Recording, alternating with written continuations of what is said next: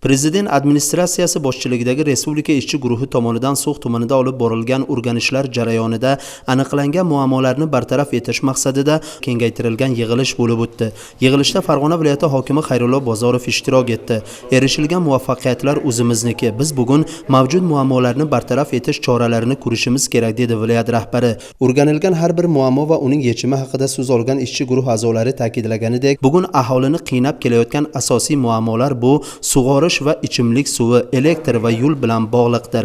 Ushbu muammolarni bartaraf etish maqsadida ayni damda mahallalarda ishlar boshlab yuborilgani ma'lum qilindi. Xususan tumanda elektr bilan bog'liq muammolarni hal etish uchun qo'shimcha 600 dona temir beton tayanchlari hamda undan ortiq yangi transformatorlar o'rnatilishi kerakligi ta'kidlandi. 3 kun davomida So'x tumanidagi fuqarolarimizni hamda tadbirkorlarimizni yillar davomida o'zlarini qiynab kelayotgan masalalari bo'yicha o'rganish amalga oshirilmoqda. Xususan, Farg'ona hududiy elektr tarmoqlari aksiyadorlik jamiyati tomonidan So'x tumanida 27 ta mahalla fuqarolar yig'ini bo'ladigan bo'lsa, shundan barcha mahalla fuqarolar yig'inlariga borib, fuqarolar bilan, tadbirkorlar bilan ularda yillar davomida qiynab kelayotgan murojaatlari tinglandi. Jumladan 19 ta mahalla fuqarolar yig'inida bizni Farg'ona hududiy elektr tarmoqlariga elektr energiyaga oid bo'lgan masalalar, ya'ni murojaatlar kelib tushdi.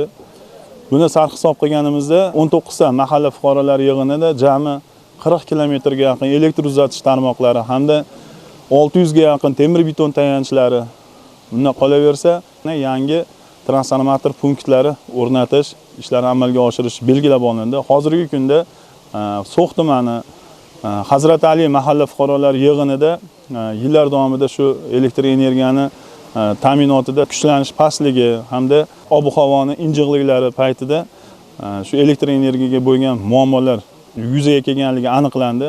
Xususan mana bugun ushbu mahalla fuqarolar yig'iniga quvvati 160 kV bo'lgan yangi zamonaviy yangi transformator punkti o'rnatilish ishlari amalga oshiriladi. Buning natijasida ushbu mahallamizdagi deyarli 150 ga yaqin aholi iste'molchilarimizning elektr energiyasining sifati yaxshilanishiga erishiladi. Yig'ilishdan so'ng mas'ullar tuman markaziga tutash hududda bunyod etilgan aerodromni ko'zdan kechirdilar. So'x tumani uchun qo'shimcha samolyot ajratish, aviaqatnovlar sonini oshirish va yangi yo'nalishlar ochish masalalari muhokama etildi.